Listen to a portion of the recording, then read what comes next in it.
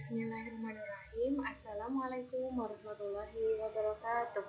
Kembali lagi anak-anak bersama Bu Vida hari ini, hari Selasa 21 Juli 2020. Nah, hari ini kita akan belajar tentang ide pokok dan kalimat pengembang. Nah, pasti kalian sudah mempelajari ini kemarin di kelas 4, di kelas 3 mungkin juga pernah.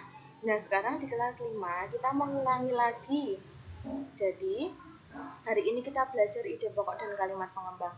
Tetapi sebelum belajar hari ini, kalian jangan lupa ya, sebelumnya kalian berdoa dulu kalau mau belajar. Terus jangan lupa surat yang harus dihafalkan tadarusnya dibaca. Dan jangan lupa juga sholat duha seperti yang sudah dibiasakan di sekolah. Nah, kita lanjutkan lagi ya. Mengenal ide pokok yuk. Kalian sudah tahu belum sih ide pokok, atau masih ingat, atau ada yang sudah lupa? Nah, kita di sini belajar lagi ya. Jadi yang pertama, ide pokok itu adalah inti dalam setiap paragraf. Jadi di bacaan itu kan ada paragraf-paragraf. Nah, ide pokok itu adalah intinya dari paragraf itu membicarakan tentang apa. Kemudian yang kedua, di dalam satu paragraf terdapat satu ide pokok. Jadi dalam satu paragraf yang banyak bacaannya itu ada satu ide pokok. Ide pokok itu bisa terletak di awal paragraf. Di awal paragraf, kalau ide pokoknya di awal paragraf namanya deduktif, paragraf deduktif. Nah, kalau di akhir paragraf berarti induktif. Dan kalau atau bisa juga ide pokok itu di keseluruhan paragraf. Jadi bisa di awal, bisa di akhir, bisa di tengah ya ide pokok itu. Nah, terus selanjutnya yang ketiga, ide pokok terdapat pada kalimat utama.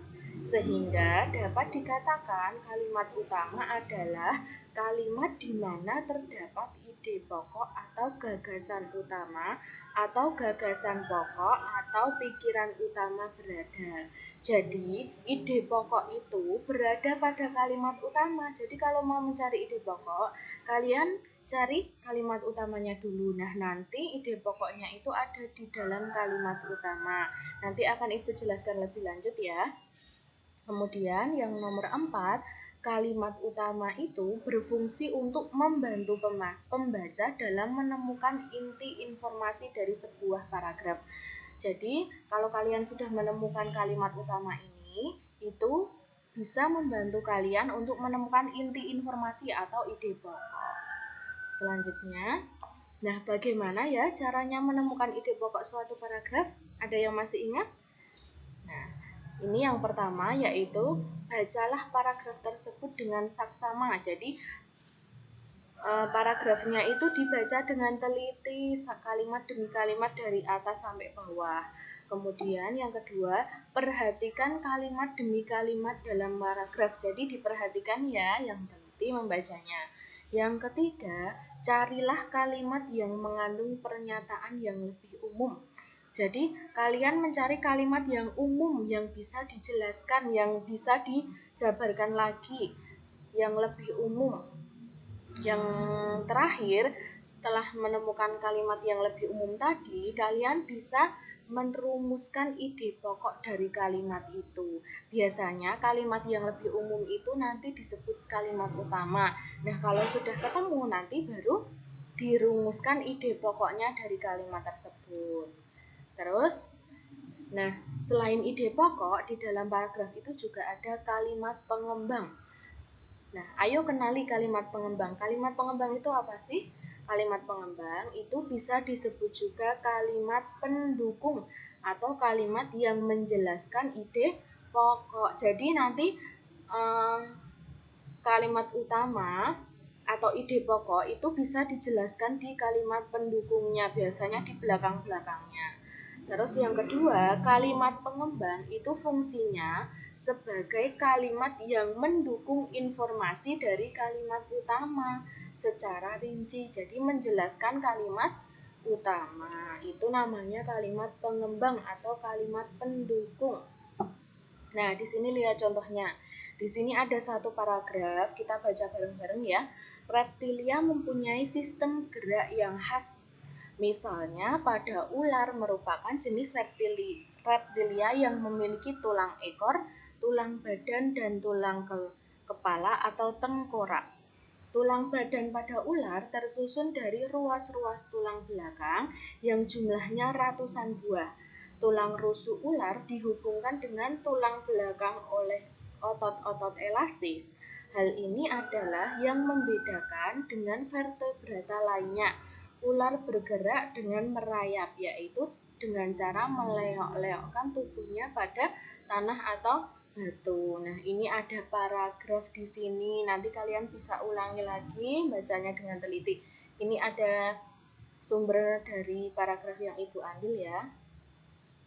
Nah, selanjutnya dalam satu paragraf ini pasti ada kalimat utama, ada ide pokoknya, ada kalimat pengembangnya. Kita lihat nih hasilnya.